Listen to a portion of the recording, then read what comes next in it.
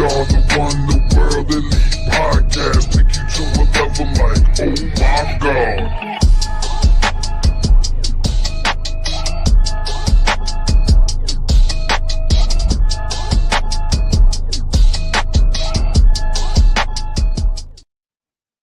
Well, hello again, everyone. We are the highest tier pod of your weekly unfiltered wrestling and entertainment, and welcome to another season of Series Survivors right here on the World Elite Podcast, where we got your nostalgic look backs at one of the big four, the Survivor Series. Of course, I'm Marcus, and joining me today, he's back on the air representing Marks with Mikes. He was on last week. Welcome back. Cash Money Reg is taking over for the 2000s. Let's go. Dallas Cash in the building. I'm doing good. Good, man. Great to see you. You look great, man. Oh, yeah. I just colored the gray out. So it's like no shave November going on here. So looks great. Oh, yeah. Well, I was actually supposed to cover this one a year ago when I started this new series. This was actually supposed to be the season finale, but it got put on hold for nearly a year. And I was like, you know what? I'll make this the start of like the next season because I did 3 episodes last year. And I'm like, why don't I just do 3 again this year instead of trying to do like 4 or 5 because so much going on. And this was one I've been wanting to talk about for a while. This one was one of my personal favorites, along with like 03 or 2002 was another great one. 05 was a favorite for a lot of people. A lot of people like 2019, but like this one was special to me. Mm-hmm. So this one is one of the Survivor Series I first tried to attend, but I couldn't make it because I had to do mandatory overtime at work. But I was like, oh man, I wish I could have been in the Garden for the Rock's return match. Like I wanted to be there that bad. And on paper, Survivor Series 2011 was not a bad pay-per-view. But, you know, some things can look good on paper, but like, you know, bad for the execution. I don't think this was the deal with this one. I think this pay-per-view definitely delivered. How crazy was it? This was the last time they hosted a pay-per-view in MSG before they upgraded to Barclay ever since. Yeah. Hey, Dylan, how you doing, man? Yeah. Dylan and Jordan co-hosts are both tuning in.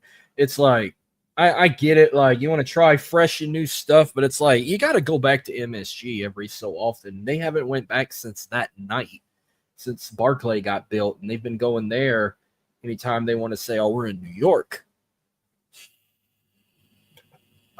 I mean, like, I feel like they go there for some, like, maybe some house shows. They dedicate, like, some shows to Madison Square Garden, but, like, yeah, you're right. They really don't. I think they had a SmackDown there. They did have a SmackDown there where LA Knight took out Hit Row, and that was one of the better Madison Square Garden shows that they had. But yeah, up until that point, Madison Square Garden was a destination for a lot of their big premiere pay-per-views, especially like a SummerSlam or a Survivor Series or Royal Rumble, and including a WrestleMania. Yeah, so on that note, yeah, so they've always done, like when they were just a territorial company, you know, they did majority of their shows there. And, you know, yes, the first WrestleMania was there. Then they kind of did a thing like every 10 years, and then they kind of stopped that. They, you know, I think MSG might have been the first arena to host all of the big four, or maybe the second, but it's only like one of a short list of venues that hosted all the big four. Yeah, definitely. This was the third Survivor Series it held too, along with 96 and 2002. Yeah. And this one was something, I mean, hell, you even got to like the set too. I mean, I thought the set was pretty cool. Just massive screens. And then like when superstars would come out, they'd have a big old full-blown shot of them when they'd come out. And then when the match was on, they just kind of show it like as a graphic card. When they'd come out, I saw they renovated the venue of like the year prior before. Like they didn't have that like center exit entrance in the dead like middle. I missed seeing that. That was pretty cool. I'm not going to lie. Like just seeing them come out of that centerpiece was kind of nostalgic for me. But to see that not happen in 2011, it was like, does it really feel like Madison Square Garden if they don't come out in the middle? Like, does it really not doesn't have that Madison Square Garden feel to me. It just looks like a regular arena. But with them coming out, like if you look at the 2008 Royal Rumble, the 2002 Survivor Series, and even 96 Survivor Series, like it was a big deal. 98 SummerSlam, when they had the gates, they had the gates of hell in the middle. I was like, oh man, like Madison Square Garden, it was just. Well, remember like WrestleMania 10 and Survivor Series 96, they had that entrance that like Yep. it opened and then it closed like that. That was pretty neato. Thought it was dope. I wish they'd have kept it looking like that, but I get they renovated it, did whatever. It's not the same MSG I always remembered where they'd come out in that like tunnel in the middle of the crowd. I do miss seeing that. I even liked how they had that. Remember Royal Rumble 2000? They had a fucking taxi cab in the rafters. Yeah, the crowd they did. with the graffiti, with the brick graffiti walls, or they did. Well, Royal Rumble 2008. They kind of when they went in HD, they kind of like did a whole set of Trons that shape it like skyscrapers. They ended up popping pyro up there. It was something different. WrestleMania 20, they had like the city in the background. But in the centerpiece, there was like a Titantron of whoever was on the match. So like if you see the wrestlers wrestling in the ring, you'd see the graphic in the middle of the crowd of who was there. So I thought that was like really cool. Yeah, see, like I'm gonna pop the picture back up again, but like WrestleMania 20, they still had the little entrance in the exit, but they just put like a LED Tron right there just for classic. But they actually had the stage in the like where you see the stage is now. They had something small where they can fill more people up, but it's like, oh, we're gonna have them come out right here. But we'll kind of keep that tradition look like, oh, we'll have something right here, but they won't come out right here. Especially if we're during Kane's entrance in WrestleMania 20, it was like the city was on fire and shit like that. But it was like right up under him too when he was walking. And I was like, oh, that's just so creative. They were so creative back then with their presentation. And like now it's kind of like, you know, they're going with like a traditional look. That was WrestleMania 20 was also the first year they had like a Titantron stage where I remember when Cena came out, I saw like the stage was all lit up and it had like Word Life on the ground. I'm like, what? I never seen a damn Titantron on the stage of what that they're walking on. It was technology was getting big 20 years ago, and then now look at it now. Yeah, unbelievable. 2011 was one of those years. It was like it was an up and down here. There was some good pay-per-views. There were some bad. There were some good feuds. There were some shit feuds. They kind of started getting a little lazy with theme songs. I mean, no disrespect to Flo Rida, but Good Feeling is nothing to get you hyped for Survivor Series. I mean, WrestleMania maybe, but it's like that's when they kind of started that culture of playing a little bit more hip hop and pop for wrestling theme songs instead of rock music most of the time. But it's like now when I hear Good Feeling, I think of Survivor Series more than WrestleMania 28. Oh yeah. Do you think that Survivor Series 2011 needed a rock song more than a rap song, or do you think it just depends on what the song was? It depends on what the song was, because it's like that makes me want to go pump fists with Zach. That makes me want to go pump fists with Zack Ryder. Zack Ryder was what people wanted. Like that made me want to go woo woo woo. You know it. That ain't gonna get you hyped for Cena and The Rock as a tag team. Like maybe what they used for Machine Gun Kelly at WrestleMania 28 would have been perfect for Survivor Series. Invincible. That'd have been perfect for Rock and Cena as a tag team. Not Good Feeling. Maybe Wild Ones by Flo Rida, but not Good Feeling. It could have been a multitude of things. It depends. I mean, just it could be worse. Like they pick good hip hop songs for pay-per-views, but then they pick bad ones. Like I think having Cardi B as a theme for SummerSlam, that didn't get me hyped for Cena and Roman Reigns. That just made me want to go twerk my ass, saying, "Oh, I'm ready for SummerSlam," and just twerk like I'm freaking Sexy Red. With SummerSlam, I guess they were kind of going for a more urban feel, but I don't know if Cardi B was supposed to be at that SummerSlam, and then like the Lacey Evans situation kind of turned her off, so then they decided to bring her back like three 4 years later for next year, like, hey, we'll get you at MetLife Stadium 2 nights.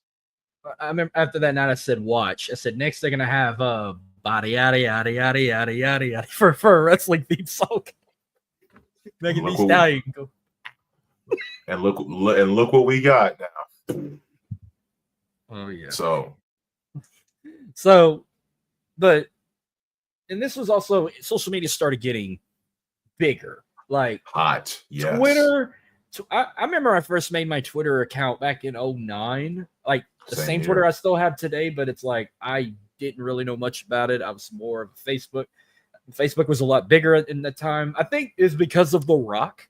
He made Twitter as big as it is now. Like when I've learned how dig deep and learn how to actually use it, what hashtags were and all that kind of shit. Because of The Rock, I started using Twitter a lot more in 2011 after having it for 2 years. I started using Twitter in April of 2009. But just like you, I didn't really grasp the concept of it.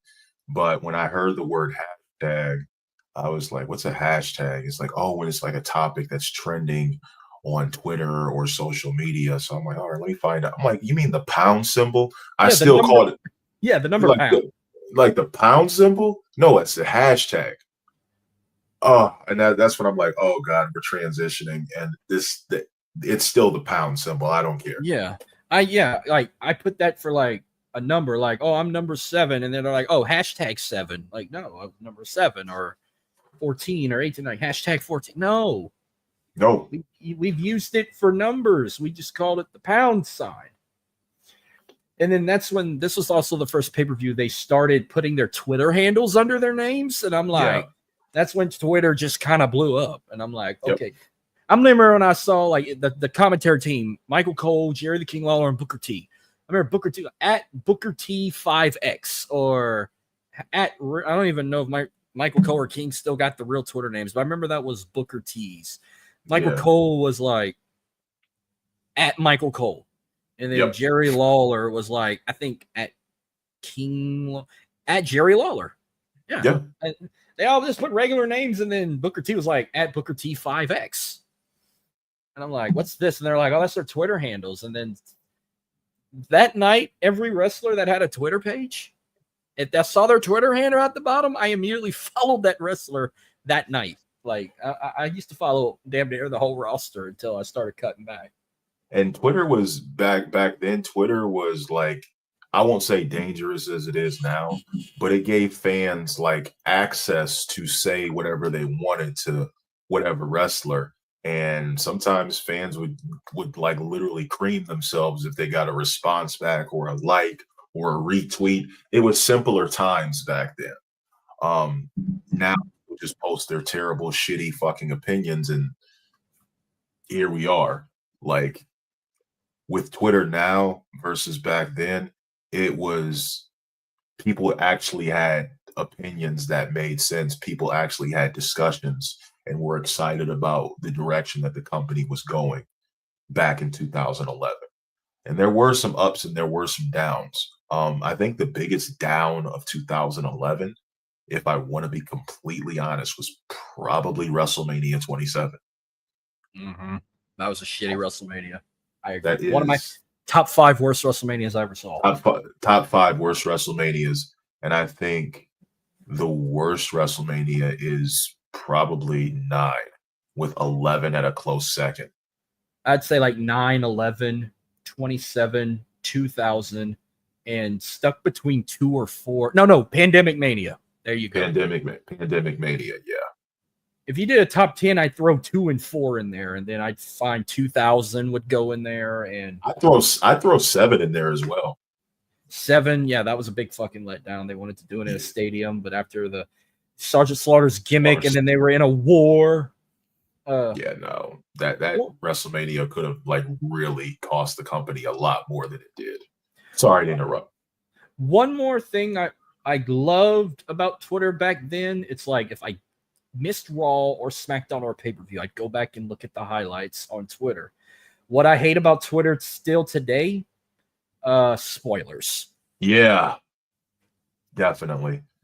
And especially it's like a drug. Like you want to see what happened, but it's like, no, I want to be surprised. And then as soon as you click the icon and you refresh your home button, it's like whatever you look up the most is going to be what pops up at the top. And 9 times out of 10, if it's not college football, I see WWE pop up on my feed at the very top almost every time I refresh my home page or Twitter feed. Yeah, and another thing is sometimes when you're trying to avoid a spoiler, you're like, let me just scroll down and look at something else. Sometimes the spoiler will be right there the moment you click on it, so you're like,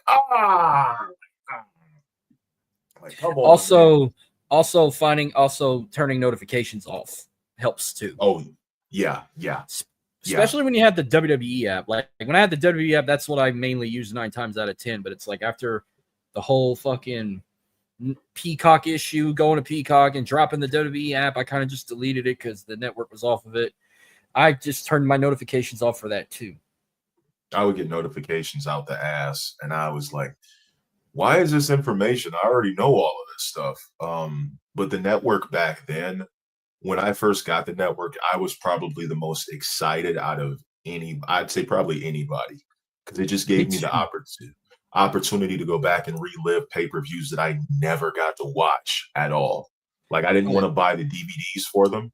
But I was like, yeah, because at one point I had bought, I think 25 DVDs in one day. And I was just like binge watching all of them. And I'm thinking to myself, like, there has to be a better way for this. And luckily when the network came out, like it was a game changer.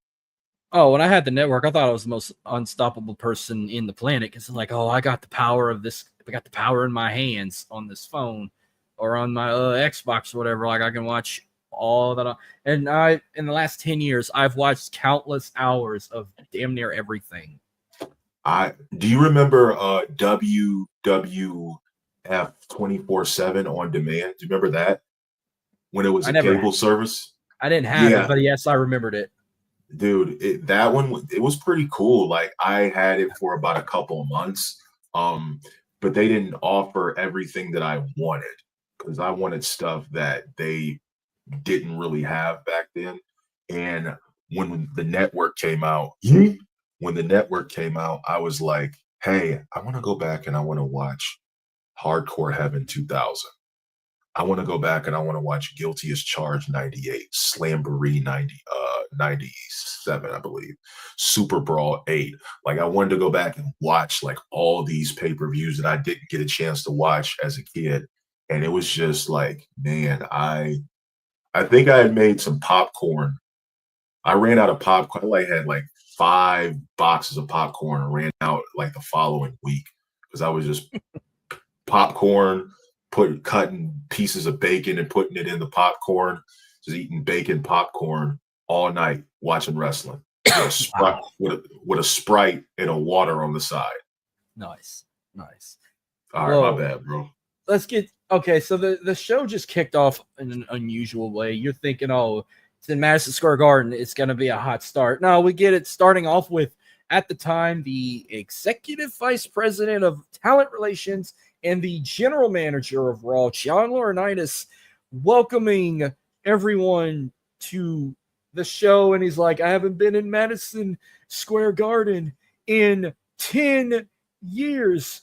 And I'm just Shut up, you big fucking asshole. Yeah. I'm like, get this guy the fuck off my screen. I have never heard the crowd ever pop for John Laurinaitis.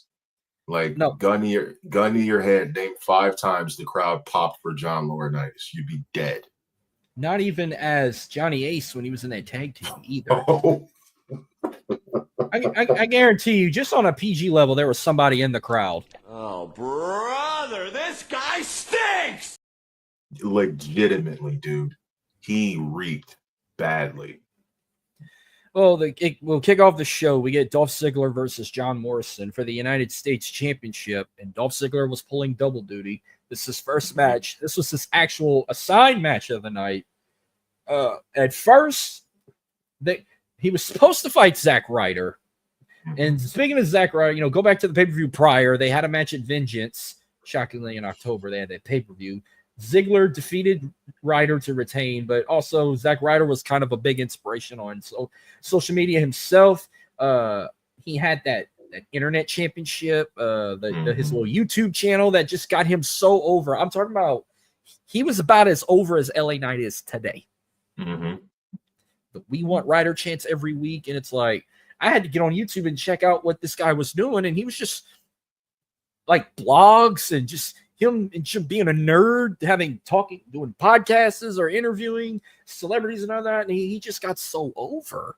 And it's people like, we want to see more of this. And then like today, I'm just going around hollering yeet. Back in 2011, I'm going to people, woo, woo, woo, Woo, you woo. know it. You know it.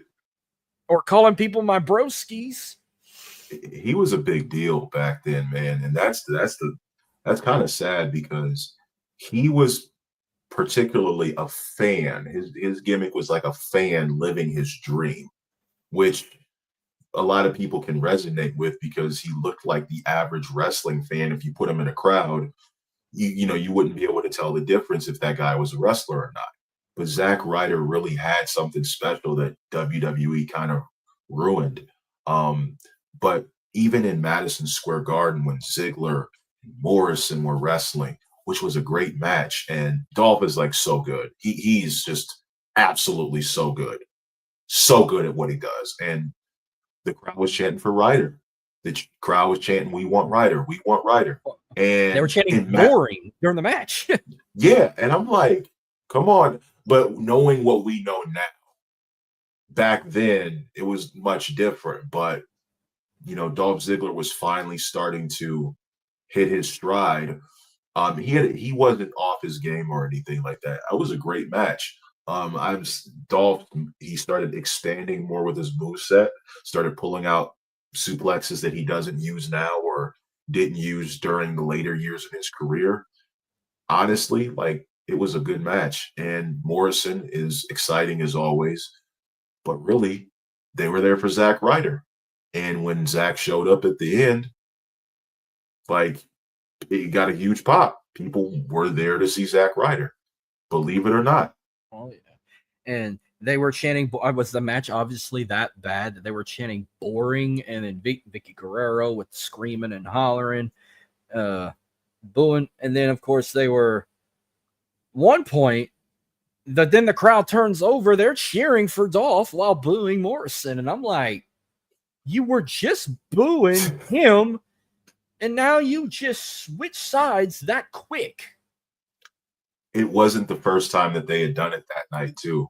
We'll get to another time that they did it, and but I don't want, like I said, I don't want to move too fast. And then Vicky gets ejected, and then the screaming just gets even worse. And then out of nowhere, Ziggler hits the zigzag. He retains his championship. And I had a feeling he's going to eventually come out. They keep chanting his name, gets on the mic, cuts like some promo.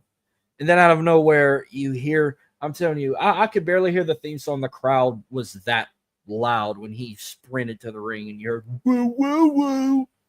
Like, you couldn't even hear you can hear, oh, radio. You couldn't even hear the theme song. They were so loud. Yo, I got to make a confession to you, bro. I got to make a confession to you. When I would go out when I would get dressed and go out to the clubs, I would take a shower.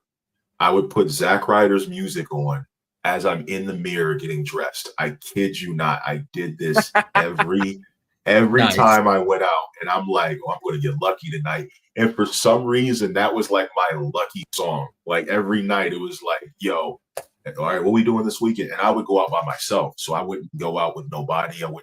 I would just go out by myself. It was the same routine. Go play Zack Ryder's music on the way there, get dressed, listening to it, maybe switch the song up, do what I do, hit Waffle House or Starbucks on the way home, because we had a 24-hour Starbucks back then, believe it or not. Go home, shower again, because I'd be dancing all night, go to sleep, and enjoy my day off and get ready for work the following day. Every time. Damn, that sounds like a kick-ass time. Dude, yeah. It's really weird because where I live, there was a IHOP across from the 24-hour Starbucks. And when I first met my wife, I told her, hey, I'm going to, like, the first night we met, I'm like, hey, let me get your number. I'm going to go to Starbucks after this. And she's like, There's no fucking Starbucks open. You're full of shit. She thought I was lying. She'll tell you she'll tell you that herself. And until the following week, I took her there, and she's like, "What?" Now every time that we went out, she had to stop at Starbucks at 3 a.m. Like, I've never been to a 24-hour Starbucks, but I've been to some that opened a little late. Hell, they finally opened one the next town nearby me, and I don't have to drive 40 miles to go get Starbucks if I'm ever back in that part of the city. But it's like now I can just go to the next town over, especially with the holiday drinks coming out now. I just finally got one of those new holiday drinks that came out. I think it was the sugar cookie almond milk latte. That's what I got this morning. It's actually good. Yeah. Peppermint. I don't know if they have the peppermint mocha ones, but those are really good. But I gotta get those. They brought them back. Okay. Those on an original basis, if I don't get a vanilla bean, I'm more of a Cara Frap guy. You get a vanilla bean too? Hell yeah. Tell me how you get yours. Venti. I get all my shit big. Like I can't speak that college Starbucks coffee English slang like, oh, give me a Venti Abastra Monte with a little bit of crisp nut sack and all this and that. And I'm like, good. Like, are you speaking another language? I'm like, you're saying words I've never like a little teaspoon drop of mist of this, a mist. I'm like, what the fuck is these words? Like, just give me coffee or just give me a damn large vanilla bean. Oh, so you want a Venti? Yeah, I get it. Venti means 20 in Spanish. Yes, give me a fucking 20-ounce vanilla bean. I was lucky to get a Trenta caramel macchiato a few times. Okay, so Trenta's one of them words. Like, what's a Trenta? Trenta's larger than Venti. Oh, so it's like extra large. Yes, because I needed all of it. And I would get 2 iced lemon cakes as well. And you said Trent, I thought you were about to try and say like Trenton, New Jersey or something. No. They have a secret menu, and Trenta you can get for certain sizes. Like even now, if you ordered a caramel macchiato as a Trenta, you might be able to get it. It just depends on the drink. I used to have the recipe for the Twix Cookie Crumble Crunch macchiato drink. I know people know what I'm talking about who've been to Starbucks. It was a whole list of them. Yeah, like I'm trying to like instead of like steam milk, like they might say like, oh, I need a little splash of almonds, a little teardrop of coconut, a gallon of soy, half a gallon of oat milk, and I'm like, dude, what the fuck? Like, what a splash of love and all that. Like, I just tell them straight up, I just give me a Venti vanilla bean with a cheese Danish, and I'm happy. Well, I wonder. And speaking, women love Starbucks, and I guarantee you, the divas in this next match are probably a big Starbucks or even coffee drink. Basically, any woman is a basic coffee drinker, no matter if they like it cold brew or they like it hot. And Starbucks back then, during these times, was all the rage. Like you couldn't keep people away from Starbucks during these times. Speaking of Starbucks, remember that unicorn drink they had like a long ass time ago? Yeah. I never tried it. I called it the New Day. I didn't know what the fuck it was called, so I said, "Can I get a New Day?" They're like, "Sir, what is a New Day?" I said, "That fucking." I told them straight up, "That fucking unicorn drink, whatever it is." And they're like, "Oh, you want?" It was a little sour, but I think I drank it once. Hey, kind of like the tagline, never before, never again. I had it once and I never had it again. Yeah, no, please. A sour drink from Starbucks? What was in it? Like, please. Fuck, I might have to look this up. While I look that up, we get this Beth Phoenix, Eve Torres in a Lumberjill match for the Divas Championship. I don't know why I thought Kelly was in this match, but then I forgot. Oh no, Kelly's music hit when all the Lumberjills came out because she was one of the Lumberjills. They just randomly played her song and she had literally fuck all to do with the match. Oh, so it's called a Unicorn Frappuccino. It's made with ice milk, pink powder, sour blue powder, cream Frappuccino syrup, mango syrup, and blue drizzle. That drink just sounds like It was a little Never mind. sour. It just seems like it's made for a certain demographic. When I took that first sip, I could just hear Big E. Oh, don't you More dare! this! Don't you dare be sour. It's too late. Too late. The taste is already there. And, yeah, it was a new day. Yes, it was, and I've never got that shit again. I think that was made for a younger demographic because older people probably were like, "What is this?" Like back then, sour candy or sour tasting food was all the rage as well. It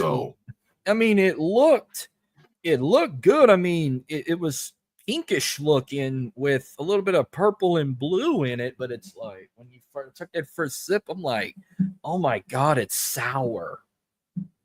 And I slowly digress. If they ever bring this back, don't ever get it. It's gonna be a no for me, dog.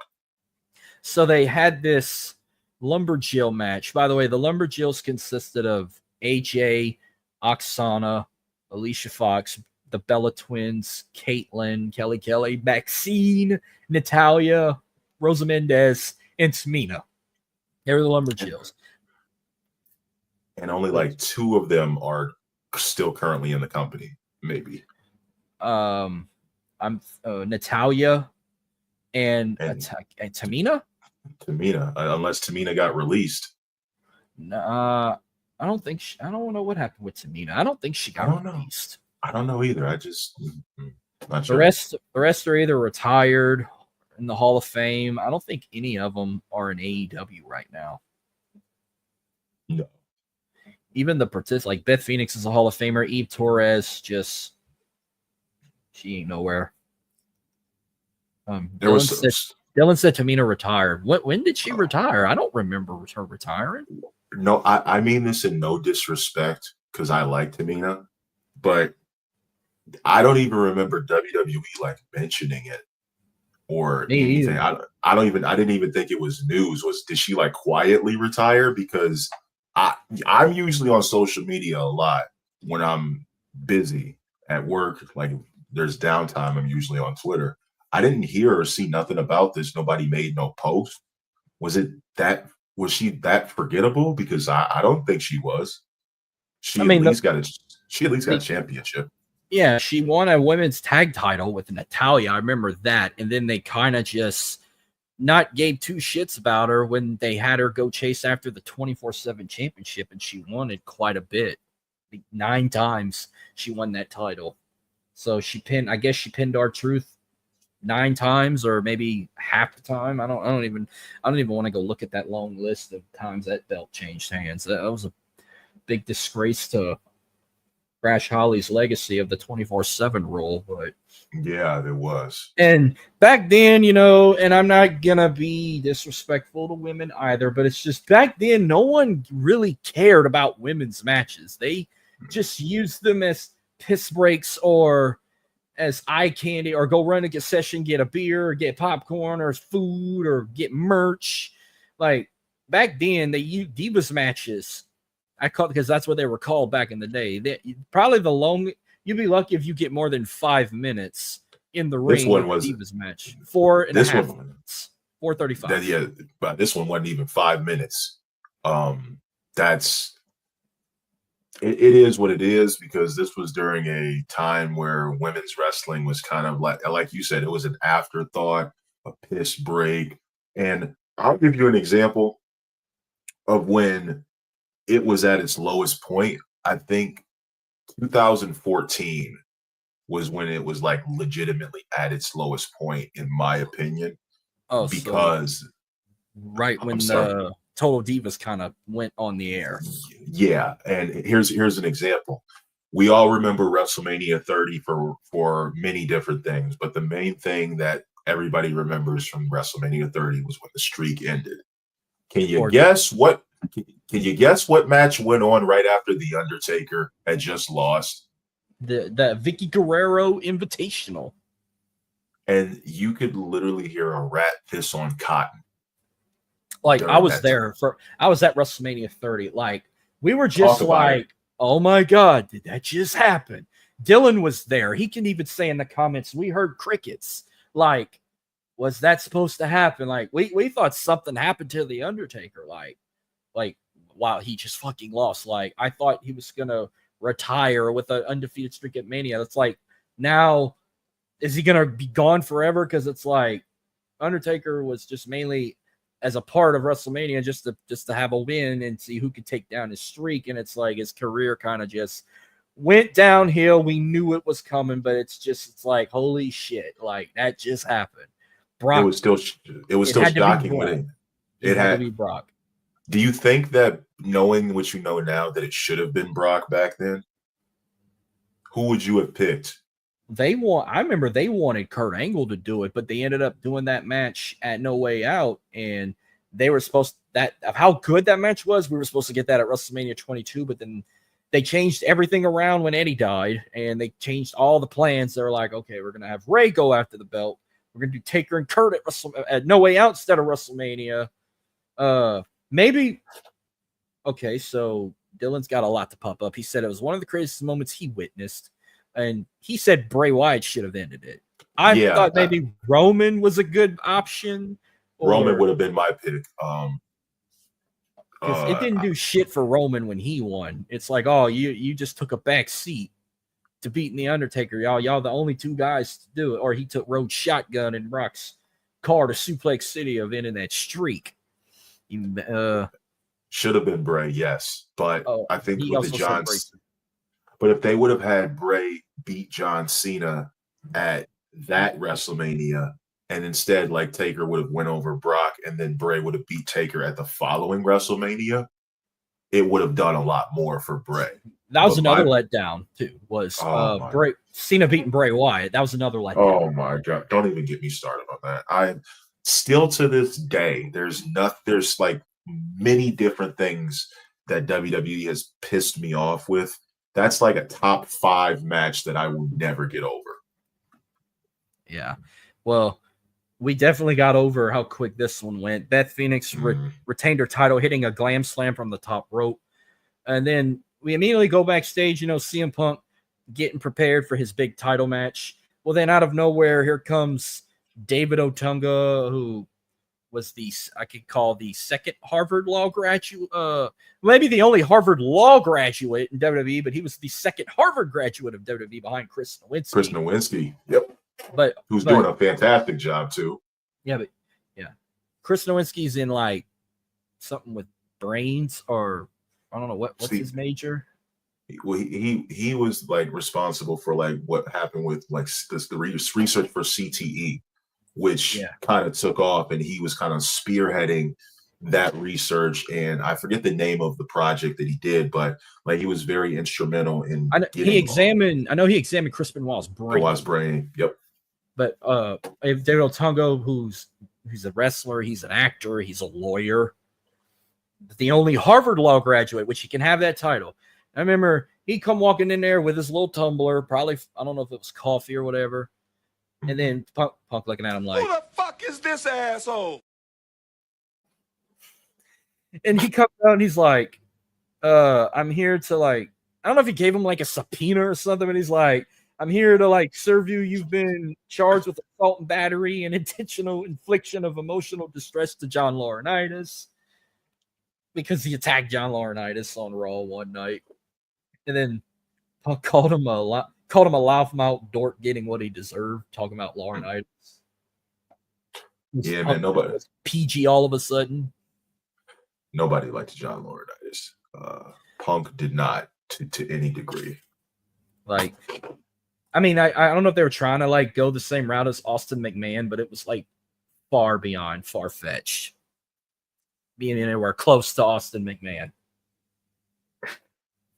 You have to draw reactions from the crowd that make people want to be invested. At least with McMahon, he had the ability to do that.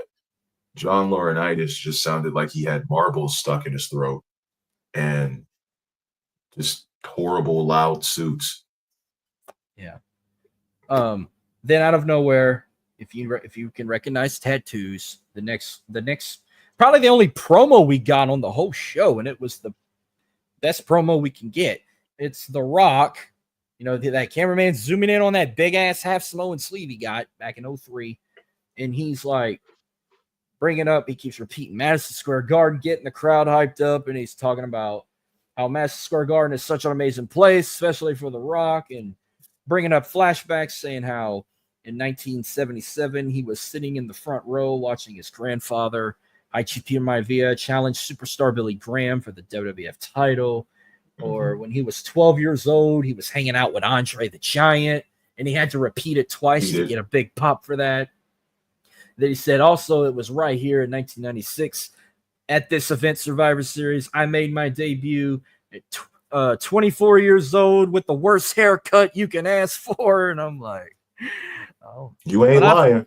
When I first saw this, I said, there's no way this guy is the great one. Like, this would be The Rock in AEW if he made his debut in AEW. This is AEW Rock right here, folks. Or back in like 2000, I said 2005. What is Maivia Rocky doing in the Impact Zone? I don't even know what other names he's had before. All I've just known him as Dwayne or Rocky Maivia or The Rock. Like, he wouldn't be. They started saying like all his shit, like bringing back old memories. Like, I'm the guy who said, "Know your role, shut your mouth," or "It didn't matter what you think," or you're chanting The Rock's name, the People's Champion, the Brahma Bull. No such thing as the final boss yet. And then also his new slang, boots to asses, which I had that shirt, by the way. Maybe, yeah, I had it too. I had the one where it had the sea captain on the chest too. Like, there was one Rock shirt that he had that he never said the catchphrase on the shirt, but it was "Hit It Strong." I remember that shirt. Those? Yeah, I had one of those shirts, and I'm like, he's never said this. I've never heard him say it. Also, you know why this promo was kind of different? He never started the promo by saying "finally." He waited till like the middle of his promo before he brought the "finally" out. And this promo is actually longer than usual. I don't know if it was. It's like an 8-minute promo, but it was good. It was a great promo because he kept your attention for 8 straight minutes and some change. That is a testament. And I don't really want to point this out, but Rock's teeth were whiter than my child's future. Those teeth were bright as hell. I don't know. I'm like, dude, whoever his dentist is, they are making great money. I wonder if his teeth are as white as Roman's. Like, you feel like Roman's got dentals in his mouth, but yeah, Roman, he's got some chiclets. He's got those bright white chiclets. They look so fake. Like there's no way teeth are that straight and pretty and perfect like perfect. Like, no, they gotta be dentals. They gotta be something. They know teeth. I ain't never seen nobody's teeth that white and that straight and that like beautiful. Yeah, but he's the OTC. You gotta acknowledge that. So, and then he brings up, like, of course he throws up other like highlight moments, like, oh, the fight of the century happened here with Ali and Frazier, or even one of the all-time greats is played here, Frank Sinatra. And then, of course, he was singing that iconic song, "You can make it in New York, you can make it anywhere," and they all singing along. Like, Rock nailed it, killed it. He never missed a beat with the promos. I don't care if that was rehearsed or nothing. He nailed it right out of the park. Well, 2011 was like that comeback year, because remember, we haven't seen him in like 7 years. Like, he came back at the beginning of 2011 to announce he was hosting WrestleMania, and then started this fucking. I mean, we're gonna talk more about that with his fucking buildup with John Cena and all that. But it's like 2011 was like that comeback year, and plus this was his first match since 7 years. The last time he wrestled, it was in Madison Square Garden at WrestleMania 20. Again, he teamed up with Mick against Evolution. Mm-hmm. So, speaking of Survivor Series, we get it now. We get a traditional 5-on-5 Survivor Series elimination match that just changed things a bit, like the week or 2 weeks prior. One team, you got Team Barrett. You got the team captain, Wade Barrett, with Cody Rhodes, Dolph Ziggler, Hunico, and Jack Swagger, taking on Team Orton, led by the team captain, Randy Orton, with his team Sheamus, Sin Cara, Kofi Kingston, and Mason Ryan. So Now, at first, remember I said Dolph Ziggler pulled double duty. He ended up getting added to the match at last minute because Christian was supposed to be in that match, and Christian suffered a serious injury. And now it's like, you look at the people in this match, just about everybody in this match was feuding with each other somehow, some way. That's why Sheamus was in this. Sheamus and Christian had a feud that throughout October, they had back-to-back pay-per-view matches at Hell in a Cell and Vengeance. But then he got replaced with Dolph Ziggler, which Dolph Ziggler and Jack Swagger were also a tag team. They were feuding with Kofi Kingston and Evan Bourne for the tag titles. And I'm thinking, why is Evan Bourne not in this match? You got Kofi in it, and they were still the tag champs. And then you had Sin Cara and Hunico in it because, you know, the whole Sin Cara versus Sin Cara shit. Like, who's the real Sin Cara? I mean, we obviously tell something was up because remember when Sin Cara first came, he was about the same size as Rey Mysterio. And then next thing you know, we see a freaking tall-ass guy with a sleeve tattoo, and I'm like, that can't be the same guy. And then they had this fucking feud. And then when they went to SmackDown in Mexico City, they had a traditional mass versus career. Like, Sin Cara Azul, shorty Sin Cara, had to put his career on the line and Sin Cara Negro because he was wearing all black. And they were like, he had to put his mask on the line because everybody wanted to know his face. And they had the match in Mexico City.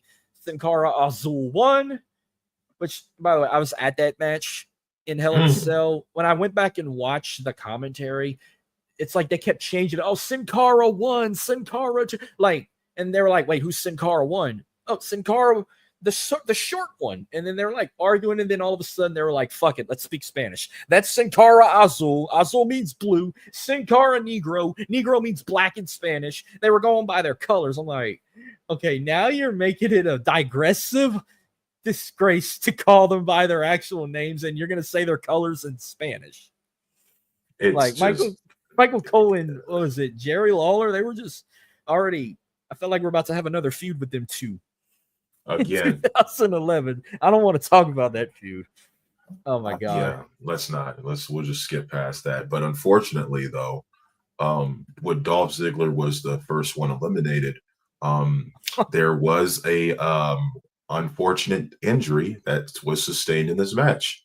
Yeah, and that hurt to see. Yeah, I was big on Sin Cara. I actually liked him. Like when Sin Cara first appeared, I'm like, I loved his entrance where you thought he was jumping on a trampoline. We all knew that, but it's like he reminded me of Rey Mysterio a little bit, or he was a cruiserweight. He reminded me of all them cruiserweights in WCW. And then, you know, Randy Orton just got done feuding with Cody Rhodes, but now he's feuding with Wade Barrett. But then I'm thinking, what do you remember from Mason Ryan? What do you remember from him? What do I remember from Mason Ryan? Yes. He was in Nexus at one point. Like, I think he was in Nexus. It's Punk's Nexus. Punk's like the new Nexus, because that's how I got introduced to Bray Wyatt and Husky Harris. I don't remember much from Mason Ryan, man. I remember he's a guy from Wales, nice, jacked up, handsome guy that they just shit the bed on. Like, you could at least put a mid-card title on him. Like, he had the figure, he had the look. They just didn't use him correctly, and his career didn't last that long. And last I saw, he's now a Circus Soleil dancer. I watched Stone Cold Takes on America. He ran into Mason Ryan to learn how to like do Circus Soleil shit. Like, remember that Stone Cold show on USA? Stone Cold Takes on America, where one episode he was in Vegas and he's like, I want to learn how Circus Soleil works. And he said, there's a former WWE superstar who works for Circus Soleil, and he was Mason Ryan. I'm like, oh, I ain't seen him in like forever, and he looks fantastic. I'm like, get him back in the fucking ring now. They were trying to build him like how they wanted to build Batista up. Well, how they built Batista up. They was trying to make him the next powerhouse. They tried to do that with him.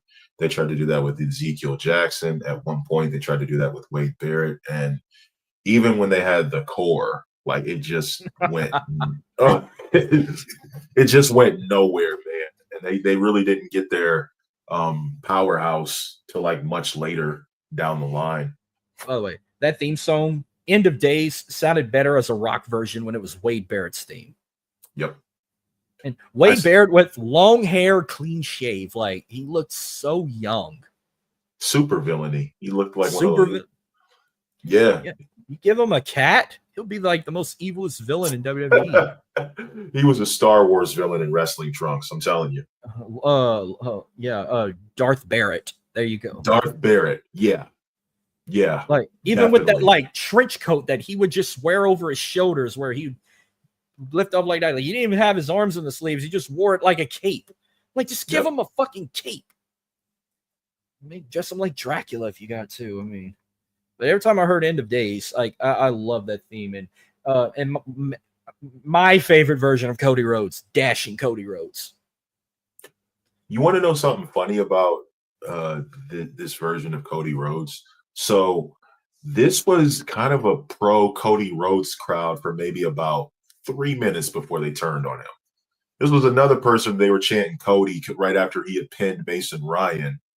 And then all of a sudden they go back to fucking hating him when he's like beating up on Randy Orton or something like that in the corner. But this was kind of like if they cheered for you for a few minutes, they boo you right after. They cheered for you a few minutes, they boo you right after. It's just weird to me because Cody he was hitting his stride during this time. And favorite version of that Smoke and Mirrors theme, that rock version. Mm-hmm. And by the way, Cody looked so damn good with this Intercontinental title. Yeah. He was the one who brought it back. Looked like it was made just for him. Well, I was like, he brought it back at Hell in a Cell, and let me tell you, like, people were like, "What the hell? They're getting rid of the oval belt." But when he pulled that out, the little like velvet bag, the crowd went ape shit. Like, "Oh my god, we got a classic belt back!" Oh yeah, I wish they would bring that belt back the way it is. Go ahead. I applaud Cody Rhodes for bringing that belt back. Well, okay, so this match. I like a good Survivor Series elimination match. I know we don't get it anymore because we got War Games now, but you rather 4-on-4 or 5-on-5? Fuck 10-on-10. That's too much. I'd rather 5-on-5. Okay. Traditional, not classic. Traditional. There's nothing wrong with traditional, and there's nothing wrong with classic. I just feel like with 5-on-5, if you have the right pieces on the board, there's a lot of stories to tell, but I'm not opposed to 4v4 because less is also more. Sorry, didn't mean to rhyme. The thing is that we've gotten great 4v4 matches. We've gotten great 5v5 matches. So I think the last great Survivor Series match that I can think of was, 2019 was really good.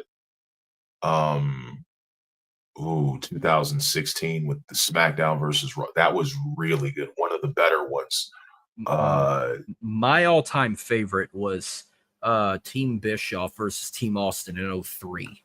Oh, yeah. And I think that one was when Randy Orton went on. He started a 3-year streak of being a sole survivor. Sole survivor. Yep. Because it was 03, 04, and 05. But I think 05 was probably the better one.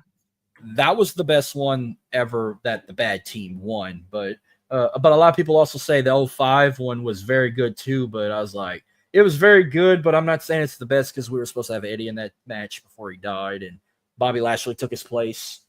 Which I'm trying to do that as a nostalgia. I got that lined up with 2 other guys above across the pond, trying to get that in order. So you'll definitely hear that one this season, Survivor Series 05. But it's like, well, in 94 seconds in this match, Dolph Ziggler got eliminated by Randy Orton with a RKO, and this one RKO had Randy Orton had this facial hair. Mm-hmm. He looked. I loved it with hair on his head. Like I like that version of him as well. Like faded beard, short hair. He was also a baby face. And then again, we didn't like. So I remember one point in the match, Sin Cara and Kofi Kingston both did a somersault together over the top rope, but Sin Cara kind of like tweaked his knee or something. He was like holding it. I don't know if he tore something or how long he was really out, but he got pulled out of the match, and they said Sin Cara is unable to compete, so that was considered an elimination. And I remember the fans were not happy about it. I wasn't happy about it because it's like I love Sin Cara. Imagining him and Kofi as a tag team together would be kick ass. But I liked Air Boom. Yeah, Evan Bourne and Kofi was a great tag team together. Yep. Kofi had great tag teams with a lot of people. Punk, Truth. This one he was still Jamaican Kofi Kingston too. Yeah, Like, definitely. SOS. I like that song. Still. That's when he had that whole I can fly like attitude. Yes. And he literally could. Oh yes. He always. I remember his maybe my favorite Kofi Madison Square Garden moment was that part where he did like that boom drop off the barricade of the crowd and landed on Orton through a table. Yeah. Oh yeah.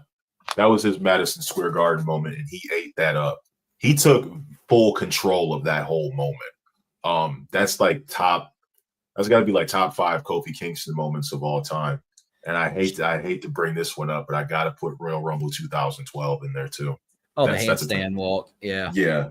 That's just that. I think that was his greatest Royal Rumble moment. Like I thought the dumbest one was the pogo stick with the desk chair. I'm like, dude, it's got wheels. Just kick your foot off the barricade and roll to the apron. No, you want to use it as a goddamn pogo stick. It was hilarious. Imagine if the wheels would have been locked and he couldn't bounce. Then you got that little kickstand on the wheels.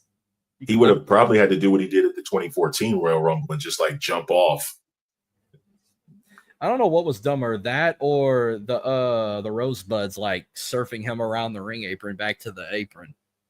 I think I'll do you one better. Do you remember the one where he was standing on top of the post and then Baron Corbin like tried to swing at him and he like fell and grabbed the? I'm like, what are you doing, bro? But nothing's gonna top that. Nothing's gonna. Oh, another dumb one. When his foot landed on a pancake. Yeah, I remember that. But then they like hoisted him up and threw him back up in the ring, and then he eliminated Jinder Mahal. I'm like, hey. And they're like, oh no, they made sure. Yes, people, I wear fucking Crocs. Don't judge me. The tip of his toe was hitting the pancake, but the heel was not touching the floor. So it's like, oh no, his feet are not on the floor. The tip was touching the pancake that was on the floor. So, and I wear Crocs too, so don't feel bad. But nothing's gonna top that. Nothing's gonna top the handstand walk. No, like no. You got to be like very talented and very like flexible, and got to have great balance to do what he just did. Like 2 months later, when he had that kick-ass moment. But yeah, then Mason Ryan gets eliminated by Cody Rhodes with a crossroads. Then Kofi got eliminated by Wade Barrett with a wasteland. Sheamus got DQ because he couldn't stop doing this. He kept going like over and over. I think he was doing it to Wade Barrett or somebody. I think he did it to Wade, and then he did not break the referee's 5 count, so referee DQ'd him. So then it was Swagger right up there. Yeah, Swagger got eliminated. So it was basically 4-on-1. It was basically 4-on-1, or because Swagger got eliminated by Randy Orton with a bro kick, and then Hunico got eliminated, which Hunico needs to take. He should have watched tapes. Don't fly off the top rope if Randy Orton's in position for an RKO. I think it was a 3-on-1 because Ziggler got eliminated earlier, and then if Swagger got eliminated, it was a 3-on-1 because Ziggler got eliminated, and then Swagger got eliminated because Sheamus bro kicked him, and then Orton covered him. So when Orton covered him after he had been pinned, he goes into the corner, and it's Hunico, Cody, and Wade Barrett. So sorry, I apologize. Yeah, then after that RKO, Wade Barrett hit a wasteland. His team wins, and him and Cody Rhodes are the sole survivors. Didn't expect that. Yeah. So, like, his streak ended. It's like one of the greatest sole survivors of all time, which that wasn't as deadly as seeing The Undertaker's WrestleMania streak end. But I'll say that his streak has kind of been on and off because 2006 Survivor Series. Oh, one of my favorite teams of all time, Team DX. The only team with 5 to ever sweep another team. Yeah, that was bad. That's where the streak ended. That's actually where the streak ended. But he also was a sole survivor in 2008. Yep, he was. And then he he may have won it. I know he was a sole survivor at least 4 times. Maybe more. He was 4 up until Survivor Series 2011. He would have been in 2009, but Kofi Kingston stopped that one. Kofi team won. See, I don't remember 09. I don't think I went back and watched that one. And then check this out. The following year, for Survivor Series 2012, he was almost the sole survivor again because it was Team Foley versus Team Ziggler, but Dolph super kicked him and Dolph won. So Dolph was he's a two-time sole survivor in 2012 and 2014. Yeah. When the Authority blew a 3-1 lead. I didn't watch 09. I heard Survivor Series 09 was shit, except the main event was really good, but I might have to go back and watch it just to say I did. Survivor Series 2009, one of the things I remember most was Batista beating the shit out of Rey Mysterio, and it was in Batista's hometown of Washington, D.C., and I think that's also the same Survivor Series that had Shawn Michaels and Triple H against John Cena. Two triple threat matches at Taker versus Jericho and Cena versus DX. Like two, and both. And then as soon as the bell rang, Shawn super kicked Triple H. Yep. And then the team Kofi versus Team Orton. That was good. It was good. That was good. And it had a great finish. And Kofi was a sole survivor. What? And he pinned Randy Orton. He pinned Punk and Randy Orton in less than 10 seconds. Damn. Two former world champions. And this was before Kofi Mania, folks. Yes. The Kofi Mania would have came a lot sooner. Now, whenever he destroyed Randy Orton's custom NASCAR, and when he did the boom boom off the balcony in Madison Square Garden, was that before Survivor Series or after? I think it was before. It was before because they had a Survivor Series. Survivor Series 2009 was in Washington, D.C., and per their tour, they had already stopped in Madison Square Garden. I want to say it was like November 11th or 12th of 2009. Okay. Because I remember Michael Cole calling the date out like a day Randy Orton will never forget. Man, I'm telling you. I'm telling you, had Kofi not messed up that one spot, he probably would have won a Royal Rumble at least, or an Elimination Chamber. He probably would have been champ in 2010, at least. Well, then all of a sudden, Del Rio's like getting ready for his match with Punk. Then he starts flirting with the Bella Twins, saying like, "Oh, I'm rich. I'm not gonna beat you up like I'm gonna do in the future with other women, but let's go out in New York. It's New York Swim." Then he runs into John Laurinaitis, and then he's talking strategy. Like Laurinaitis wants to make sure Punk don't walk out as WWE champion, and I'm like, right.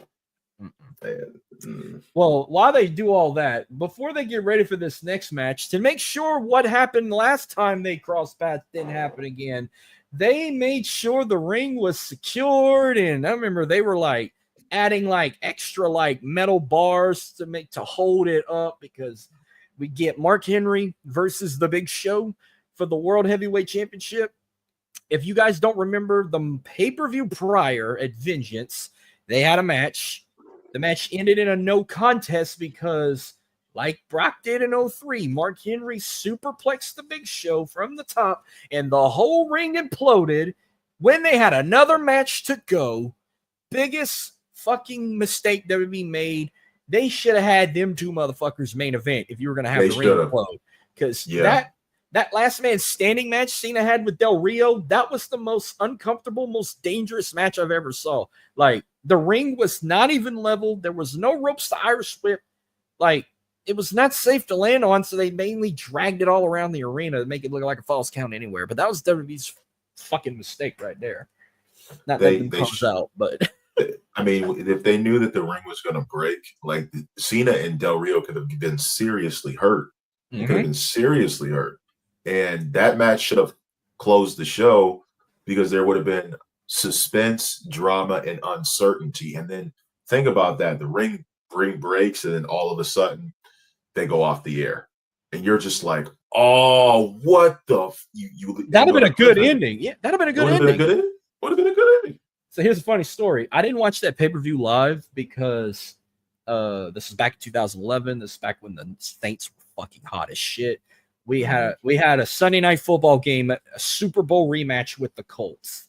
And I was I was like, fuck this pay-per-view. I'll record it. Right. I bought it on pay-per-view and I recorded it on the DVR, so I'm going to watch it the next day. I was just so into this football game. I decided, I said, you know what? I'm going to just get on WWE.com and just see what pops up. Well, the last image I saw, it was Cena laid on the canvas, and there's Miz and R-Truth in the background. And then I'm looking at the ring. I'm like, the ring looks destroyed. I'm like, did Miz and R-Truth invade again or something? So I called one of my friends. I said, look, I don't give a shit about spoilers. Tell me what happened with the main event. Like, why does the ring look damaged? They're like, dude, the ring got imploded. I said, what do you mean the ring got imploded? They said, Big Show and Mark Henry wrestled before them. Mark Henry superplexed him. And the ring, I'm like, why the fuck did they do that? And I'm thinking in my head, well, they could have been hurt. Mm-hmm. Like, fuck Del Rio, but Cena could have been hurt. I mean, at that point, man, like, yeah, Del Rio was pretty much a lost cause at that point. I think his Survivor Series match with Punk was good, but I think his main event push had kind of run its course, honestly. That's how I feel. And plus, this was my favorite version of Mark Henry, like the whole Hall of Pain gimmick. Yeah. Oh, fucking, yeah. It was about fucking time they gave Mark Henry his flowers. And this was the Mark Henry I loved, like long dreaded hair, the shirt with his big old face showing. It says Hall of Pain, and he had even kind of like Randy Orton's Legend Killer shirt. Like, he had names in the back of every superstar he like beat so bad and inducted them into the Hall of Pain. I even loved his entrance where the cameraman would be in the back and he'd zoom in on his back like it was an eclipse, where his whole body would take up the whole camera angle. And then, of course, 3-6 Mafia, the theme song. Somebody's gonna get it. And another thing, love that song. I love that song. And another thing is that when Henry would come out and he all sweaty and just, he looked like a legit monster. He looked like a serial killer. He looked like King Kong in the flesh coming out of the jungle to tear somebody up, or Godzilla tearing through Japan. Like, this was the Mark Henry that we wanted to see a long time ago, but it came so late in his career. If we would have got like a couple of years of this, who knows how many championship runs he would have had. Yeah, because like they kind of used the sexual chocolate gimmick too far, and then whatever gimmick he had in 2002, like they could like the World's Strongest Man gimmick, but it was like that goofy side where like, oh, we're just gonna have him out here and see if he can pick up a Jeep from the side, or have him squat 600-700 pounds from the like weight room, like they were, or have him freaking pull an 18-wheeler. Like, they were just using him for shit like that. Like, they really wasn't taking him lightly. Until by 2010, 11. Well, 2011 is when he started that Hall of Pain gimmick. And then I'm pretty sure he was a former, finally he was a world champion. I mean, I don't know if you want to count the ECW title, which I mean, his ECW title run wasn't for me. I mean, yeah, they made him a world champion finally, but it's like not that one. The WWE title, like, I'm pretty sure he'd have looked good with John Cena's spinner belt, but man, he looked like $1 million with the big gold belt. With Big Goldie. And that was the biggest big gold belt I've ever saw. Mm-hmm. But he looked great with it. I'd say that Mark Henry and Batista are two wrestlers who the big gold belt looked really good on. Goldberg as well. Got to give Goldberg some credit. Those belts looked really good on them, like it was made for them. Okay, so like if I did a top 5 of wrestlers that look good with the big gold belt, I'd put Mark Henry in that list, Batista, Triple H, The Undertaker. 5th, I mean, I guess Randy Orton would be 5th. Because like, Cena was good with it, Punk was okay with it, Jeff Hardy was okay with it, Jericho looked goofy with it. Big Show looked goofy. Are we going by just look, or like people who actually made the title mean something? Because if we're going, okay, you're probably going to look at me crazy for saying this, but honestly, you know who the belt looked really good on and made it look like a monster? Great Khali. Okay. Yeah. Let me, Okay. let me explain why. Because he had this boomerang shaped chin, this dark hair. He was like supremely tall, big muscular dude, couldn't speak a lick of English, and he had that belt, and the way that he walked with it, it was just like, oh yeah, he definitely looks good with that belt. Now, did he have great matches? Fuck no. But you could make a case for Khali, but I definitely would put Undertaker in there as well. Undertaker, Kane, I can say Kane. Kane actually looked good with the big gold belt as well. I mean, Edge looked good with it too. Edge, yep, I'll put Kurt Angle as an honorable mention. Kurt Angle looked good with definitely. it. 5 superstars who, hell, I'll even say Shawn Michaels Yeah, was good with it too. Here's 5 superstars that should have held the big gold belt, but never ever did. Eddie Guerrero. Hero. That was the first person that came to mind. Okay, I'm only saying his name. He actually won it, but then he never really wore it. I'm gonna say Brock Lesnar. Imagine if he'd have just had that belt alone. I'll say Brock Lesnar, Roman Reigns, Cody Rhodes, Yeah. and then 5th. Oh shit, that's gonna be. Let me think of. I'm trying to think of maybe like no, because Seth Rollins winning the one he just had is almost similar to it. So I'm not gonna say Seth Rollins. Maybe you know what? Maybe AJ Styles. Yeah, AJ would have looked real good. Braun Strowman. Braun Strowman, yes. Or Bray Wyatt. Wyatt, Samoa Joe. Samoa Joe would have looked real good with that belt. I tell you who did not look good with that belt. Rey Mysterio. I'm sorry. Oh yeah, no. The belt was bigger than him. Rey Mysterio looked horrible with it. Jack Swagger looked goofy with it. Dolph Ziggler looked goofy with it. Who else held it that looked like shit with it? Del Rio, honestly. Del Rio. Long-haired CM Punk. If he had his Hugh Jackman look, oh, he'd have looked fucking awesome with it. Mm-hmm. But not when he had his long straight edge society CM Punk. I think maybe I think Bobby Lashley would have looked good with it. Holy shit. He'd look good with that or the spinner belt. Yeah. But yeah, fucking shit on Bobby Lashley, and then they waited till what? Fucking 2000. Marcus. 21? Marcus, you know who would have looked good with that belt? Shelton Benjamin. Oh, fuck yeah. They shit the bed on him too. Yep. I was just thinking about that. I think sad part, Shelton never got that opportunity. Bobby Lashley, they waited till fucking 2021 to finally put it on him in front of no fans. The first time, and then the second time he was able to win it in front of fans. So yeah. All right. I don't have much to say on this match. Like I said, it had to be completely reinforced because I think at one point Big Show tried to do a diving elbow and Mark Henry moved out of the way, and the way the ring sounded when he landed. Oh. No. He didn't move out of the way. It took Big Show like 3 business days to get to come off the top. Hey, Marcus, he was up there for a minute to the point where he was like rocking back and forth where he was deciding. He had to reposition himself like 4 times. And I'm like, what is he about to do? Because it better be something big.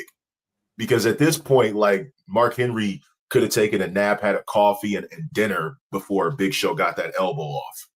Well, and I am not a fan of Paul White. Like I've never liked the Big Show. Damn. By the way, his knockout punch was WMD. I don't remember what the hell that means. Weapon of mass destruction. Weapon of mass destruction. He was going for it. This was the worst match of the night. This was worse than the Lumberjill match because he was going to knock out Mark Henry, and Mark Henry took the cheap way out, being a heel, low blows Big Show, and gets disqualified. And Mark Henry disqualified himself to keep the title. Big Show didn't like it, so he hits a leg drop on a steel chair over Mark Henry's leg, which led to the chairs match they did at TLC, the next pay-per-view. Yeah, that was worse than the Lumberjill match. Yeah, nah, it was. I expected better out of their Vengeance match blew this match out of the water.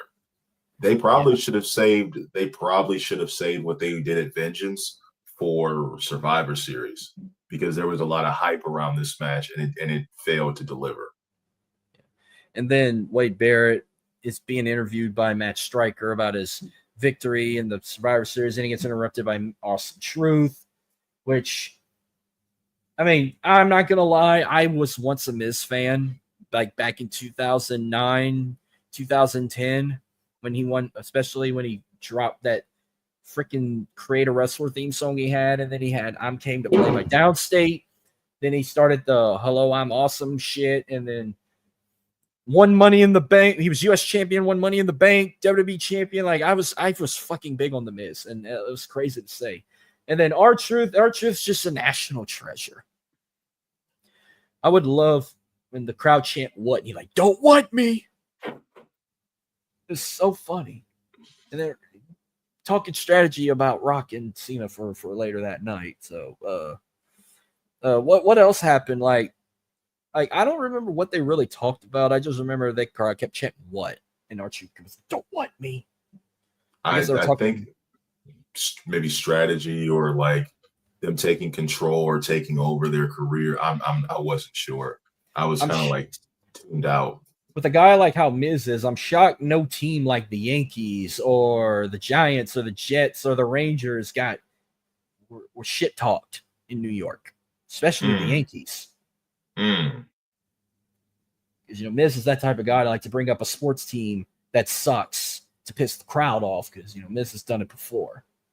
And on top of that, I think the person who did that the best was Edge and Christian. The local sports team heat, besides probably maybe MJF or maybe Elias, nobody did it better than Edge and Christian. Punk's done it a couple times. I remember Kurt Angle did it one time. Like, shit. I remember when Survivor Series was in Madison Square Garden in 2002, Chris Nowinski had to bring up the New York Yankees. That was funny as hell. I'll always be a fan of local sports team heat. That it never gets old. I don't care how many times it's done, it always will work. Especially when Edge did it when he was in Judgment Day. Remember that promo that he cut when he was in he was talking about the city of Buffalo, and he's like, unlike your Buffalo Bills and Buffalo Sabres, I actually win titles. I'm like, that's the Edge I remember. That's the Edge I remember JBL did that when the Great American Bash in Buffalo. He said, unlike the Buffalo Bills, a champion where a man in red, white, and blue is going to win a championship or something like that. And speaking of Edge, when I do Survivor Series 05, that's when he debuted the Cutting Edge, and he was shit talking all the Detroit teams. And then they had Mark Henry, and that Detroit Tiger ball player was in the crowd and had to bring up all the championships they won. And then he did not want to bring up the Red Wings because in reality he fucking hates the Red Wings because he's a Maple Leaf fan. And when he brought up the Red Wings, they had to show all the Stanley Cup banners in the Raptors, and he got pissed. But he never talked about the Red Wings. He was talking about the Tigers, the Lions, and the Pistons because they all were shit in 05 except the Red Wings. Was that the same dude that he called Mark Henry? Yeah. I forgot his name. I have to go back and rewatch that. I forgot it. That was I laughed so hard because Edge was such a fucking asshole. He was an a-hole when it came to I all of that. Rated R Superstar Edge in 05. Like, asshole. I loved it. Like, and that whoever that Tiger player was, he told Edge, he said, unlike you, said, I hit balls and you have no balls or some shit like that. And I remember I remember the promo, I remember the Cutting Edge episode where he was shit talking Ric Flair and he showed Ric Flair's mugshot. And then Michael Hayes and Sergeant Slaughter comes out and he tells Michael Hayes, like, oh, you try to be like a free bird? He goes, well, you're nothing without your posse. Why don't you call Terry Gordy? Oh, that's right. He's dead. And Michael Hayes got like pissed off and he hit the shit out of him before Edge like hit him back. And then he took out Sergeant Slaughter as well. Like, I loved that version of Edge. Me too. Well, so we get CM Punk versus Alberto Del Rio for the WWE Championship. And Del Rio won the title back in Hell in a Cell. I was there for that triple threat. And then at Vengeance, Cena had his last opportunity for a title shot while going into that feud with The Rock. And Del Rio retained. Well, that led to Punk wanting to finally get his one-on-one championship rematch. Because remember, go back to SummerSlam, CM Punk was WWE champion, and Del Rio cashed in on him and won the title. Punk never got his one-on-one rematch since that night. And all it took was a Anaconda Vice to get his title shot. Because that's how much of a bitch Del Rio is, folks. Tapped out. Just good match. And then you got fucking John Laurinaitis in the background getting in Punk's business that led to Punk like kicking him in the head or hitting him with the GTS. So having damn David Otunga like give him that damn like warrant, not like warrant for that, but like the charges he was being charged for. One thing about Del Rio, as much as I hate the guy, I do like when he brings out Ricardo Rodriguez, his own personal announcer, or what kind of car he's going to come out in next that he probably stole. Yes, I don't think there's no way he owns all those cars. And then Michael Cole's got to say, how much it costs. Oh, he paid over $100,000 for this Corvette, or he paid like $500,000 for this old school Cadillac or some shit. He just went into Vince's garage and was like, yo, can I get that car? Okay, yeah, let's just ship that car to New York City. Or I think because Vince stays in New York City. He has a house out there, and then he has one in Greenwich, Connecticut. They probably just like ship that car right over. It's probably there. All Vince's cars. Del Rio's probably walking. They got to be all Vince's cars, guarantee you. Del Rio, whatever car, I don't remember whatever. I should have wrote what car he pulled out in, and Michael Cole was like, "Oh, he's driving this 19-something old school like Plymouth or whatever that he paid over $200,000 for." Bullshit.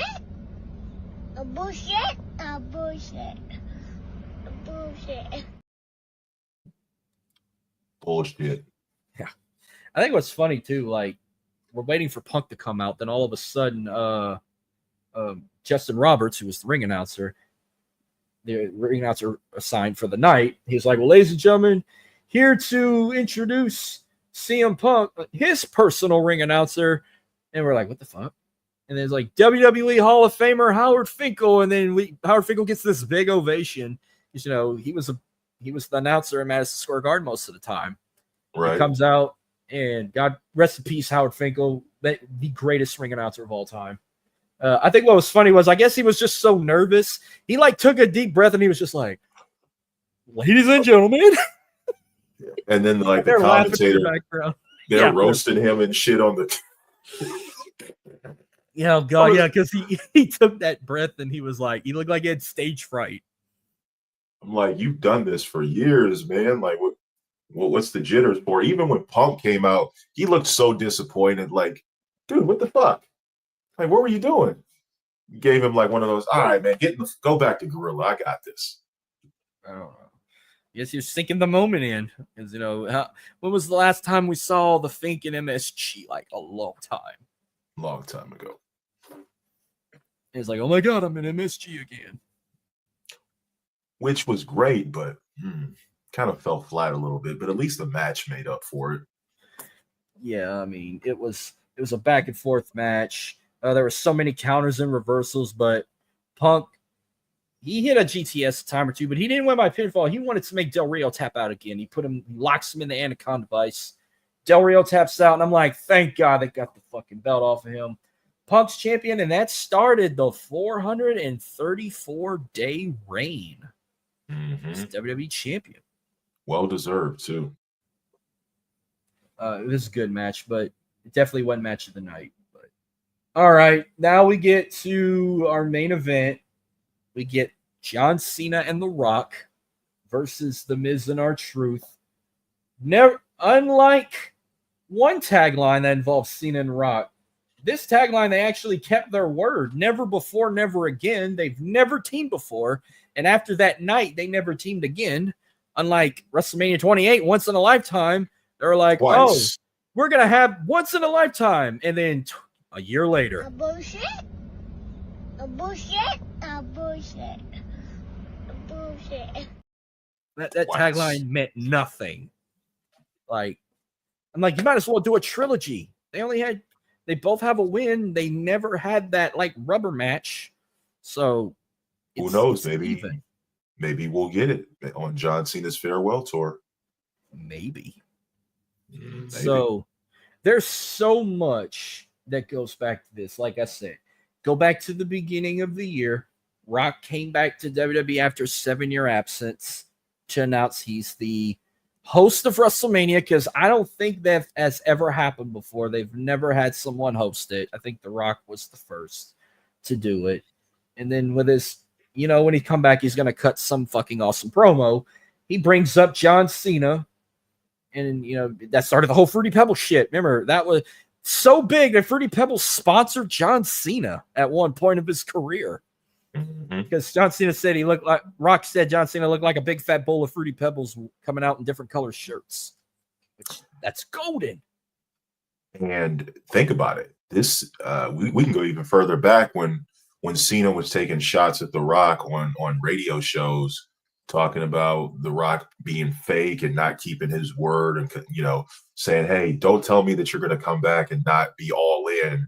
And then kind of now we fast forward to now and we see Cena doing the same thing that he was, giving The Rock crap about.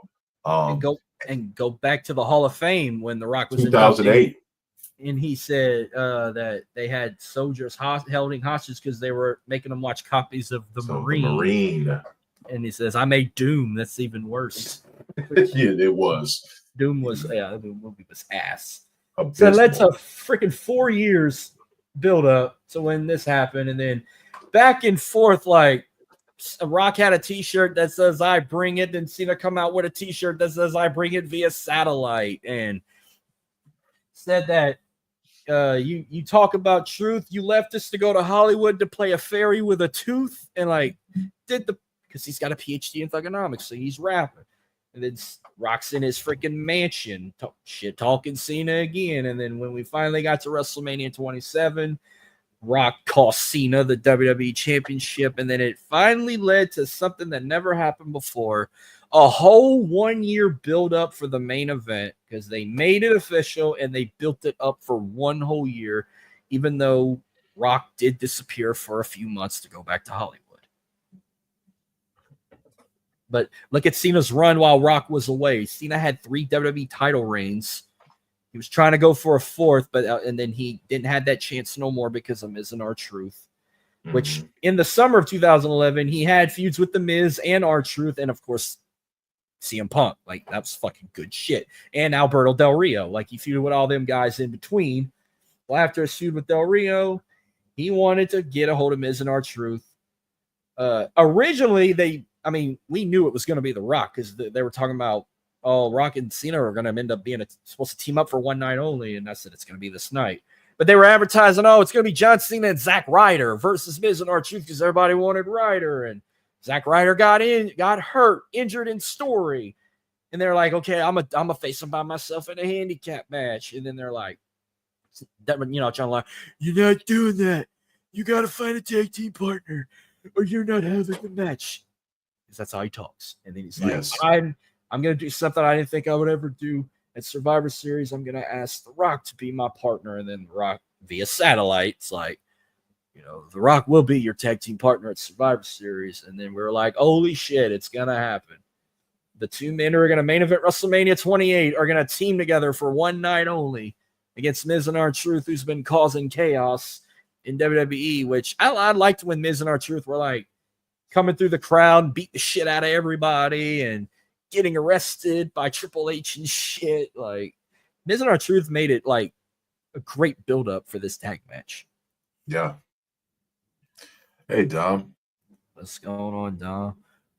Yeah, we're going back to when we were talking about the streak ending. He said, yeah, Brock didn't need to be that guy. Yeah, So Miz and R-Truth come out, which I hated when R-Truth didn't have a theme song where he just said, "The truth shall set you free." He come out with no music.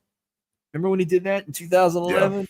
Yep. And then when they formed Awesome Truth, like, "The truth has set me free," and then they come out to Miz's theme, and then they Miz rapping, folks.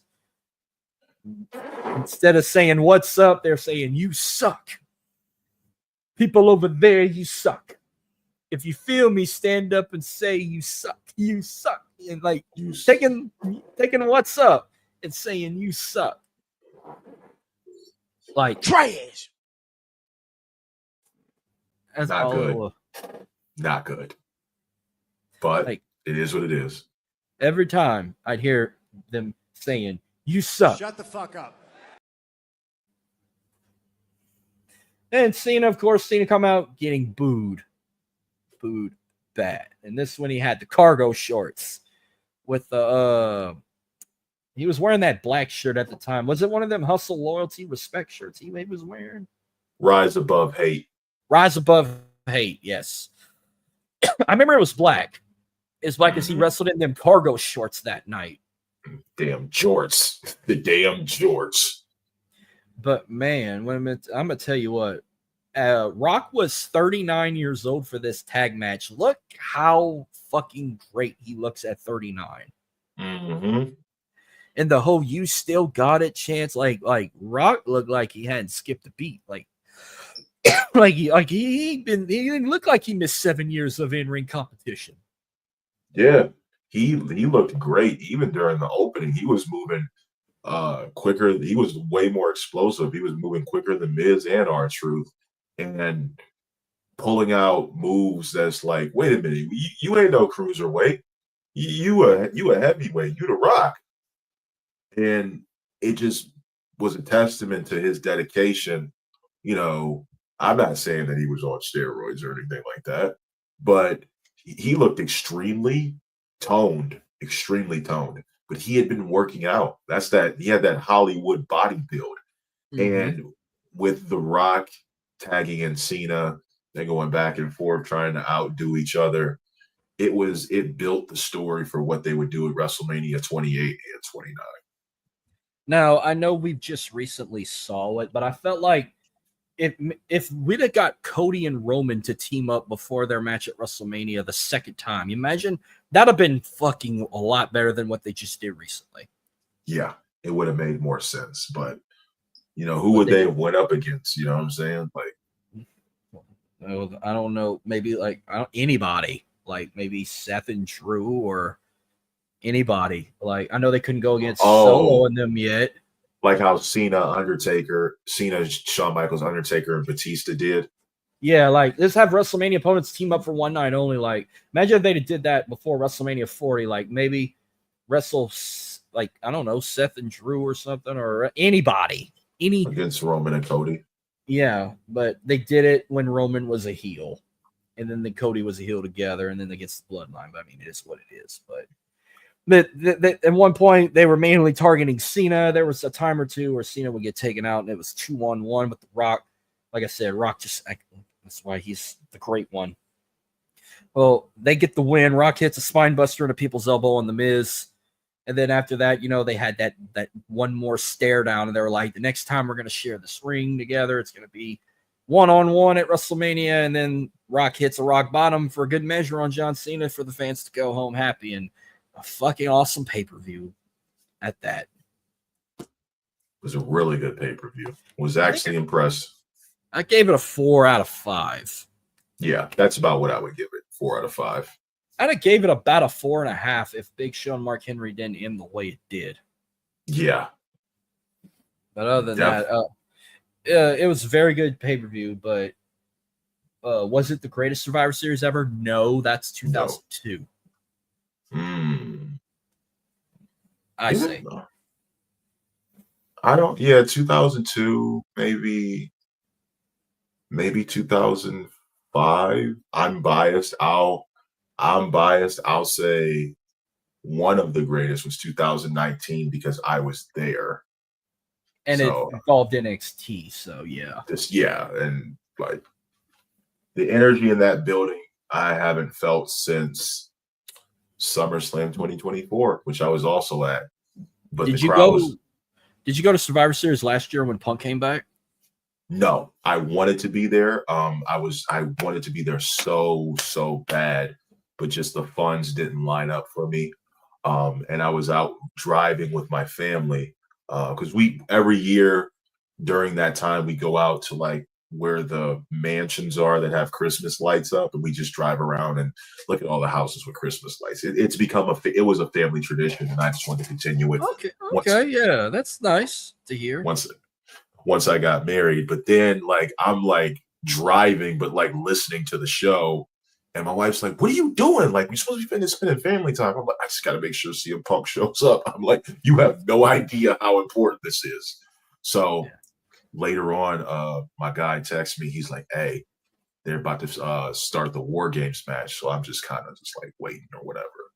And then like they go in to get like they're doing something, and I pull my phone up, and I'm like, "Oh, it's the end of the show," because I'm like I'm pulling it up as I see the credits start to come on, the copyright and everything, and then I hear the music, and I like my phone almost like went out of my hand. Like I'm you know what I'm talking about. You know when you start juggling, man, I'm like, you gotta be kidding me. I cannot believe this is happening. Yeah, I did too. But I was upset about it because it's like I was already shit talking him with what happened with the scruffle in AEW, and I called him a cancer. But I even walked out of a live stream when he came out, and then I was told like, just give him a chance. And I heard him cut his promo, and I'm like, okay, you brainwashed me. I'll give you a chance. This your last one. And then he's been actually entertaining to watch since he came back. I never turned on Punk. I will say that there are times that he said things that I was like, well, that's kind of hypocritical, because the things that he said on the Art of Wrestling podcast when he first walked out in 2014, those things just really didn't add up because of how it was presented. Because if you're saying that it doesn't matter who wins, then why does it matter that you got mad that Brock beat you at SummerSlam? Why are you getting mad that you're losing to part-timers? Why are you saying it's not about the money, but then it is about the money? It's like you can't pick and choose when to move the goalpost. But I've always been a fan of Punk, and I've always supported him. He has flaws just like we all do. During that AEW scrum, I'm like, something had to happen for him to go off like that, because he normally doesn't just do that. And then when he got fired because of the Jack Perry situation, I'm like, okay, somebody had to do something to make Punk act like this. He doesn't just go around doing that to people. And then when the truth came out, I'm like, yo, y'all owe Punk an apology, because y'all were calling him. I apologize. I did. Yeah, I'm like, I did not turn my back on CM Punk. Punk has been, I know people, I'm friends with people who have been around CM Punk, and he has treated them with nothing but the utmost respect. And everything that he says, he absolutely means. He respects everybody until you do something to make him lose respect for you. He's a man's man. Like you do something he's not like fan of or not comfortable around, he'll be honest. He'll tell you. Yeah. He'll tell you. But we need more people like that. We do. We do. That's why he's the voice of the voiceless. Yep. That's why I love him. Even if I disagree with him on certain things, like I respect the fact that he stands on business. I mean, he stands on business. You know, I can respect that he's straight edge, and like, I drink alcohol, of course, but like I don't smoke or do drugs either. But it's like I respect the fact that he's straight edge. I mean, yeah, he's gonna have beliefs that I don't believe in, but I mean, I'm not. That's not why I disrespect him. It's just how he is in person, which I've never met the guy in person, so I don't. But you say a lot of people say he's a very down to earth guy, but you got to treat him the way you want to be treated. Like he's just like I said, the voice of the voiceless. Like if I ever had the opportunity to meet Punk, I don't really like. I've had the opportunity and I've never taken it, just because I'm really weird about meeting wrestlers, because I have to remember that they're still human beings at the end of the day.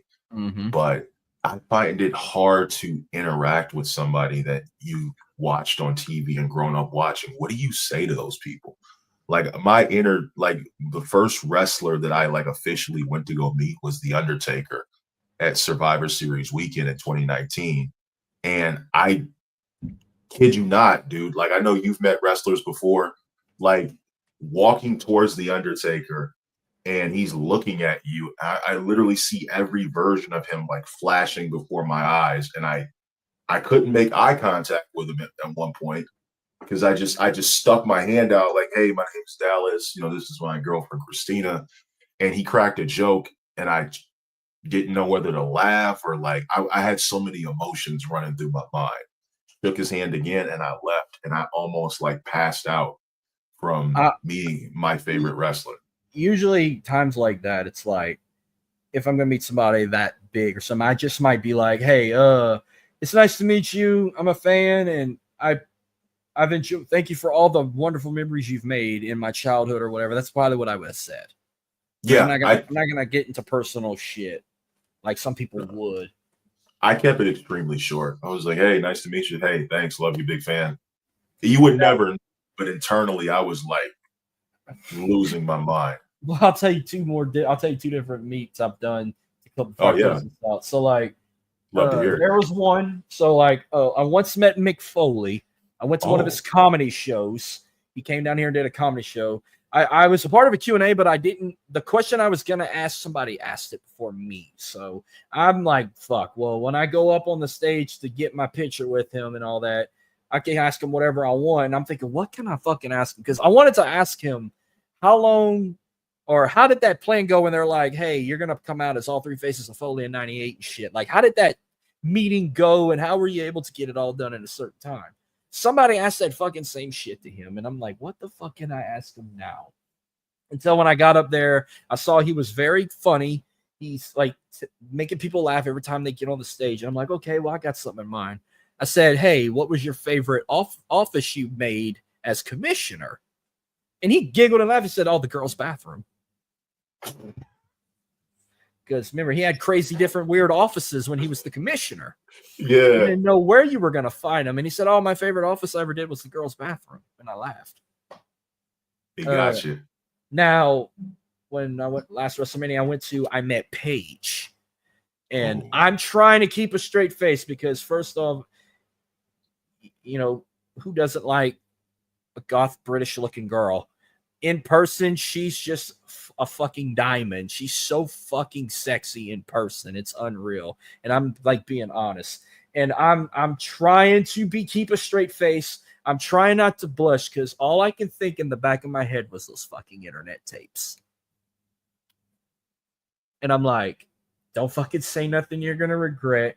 Like, I was like, don't say nothing at all. And plus, she smelled so good because when I got up to her, she just got up and gave me a big hug. And she smelled so good, by the way. And then I just like I turned into Bashful from Snow White. And I'm like, you folded. Oh, you folded. I folded. I said, Paige, I love you so much. You're an amazing diva. I love you so much. And I just big cheesed with her.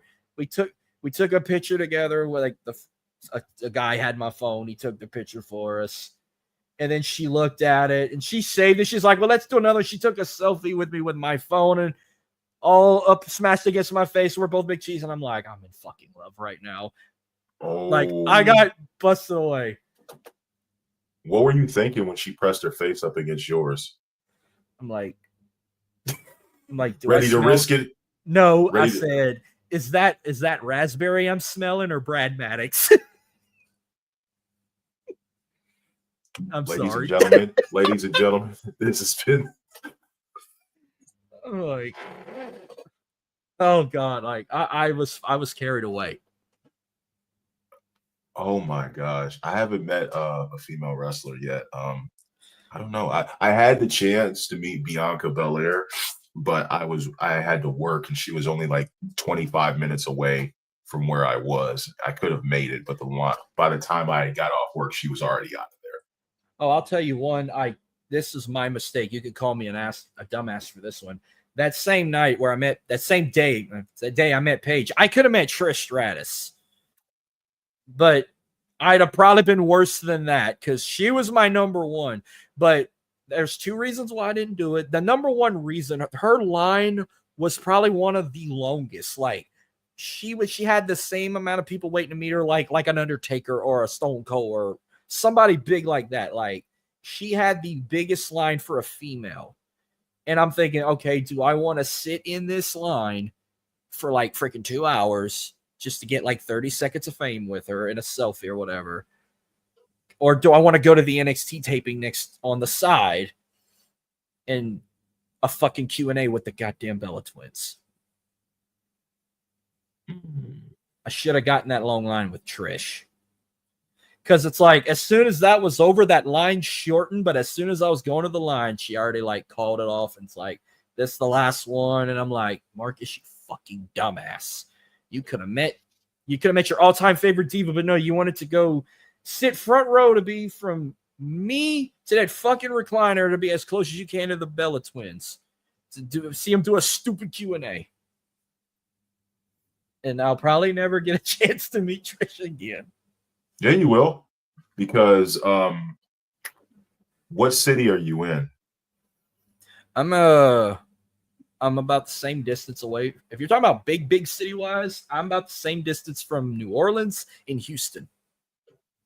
Okay, so yeah, she's gonna be up here next month for GalaxyCon. So I don't know if they have any like Galaxy Cons or Comic Cons near you, but usually they have wrestlers come down there, and she does a lot of them. They have a big one.